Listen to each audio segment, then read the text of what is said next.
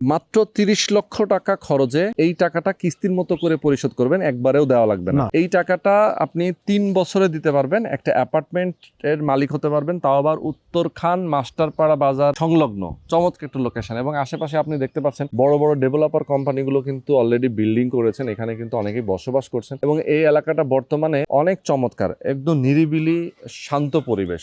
তো এখানে যদি কেউ একটা অ্যাপার্টমেন্টের মালিক হতে চায়, তাকে শুরুতেই জমির মূল্যটা পরিশোধ করতে হচ্ছে কত টাকা?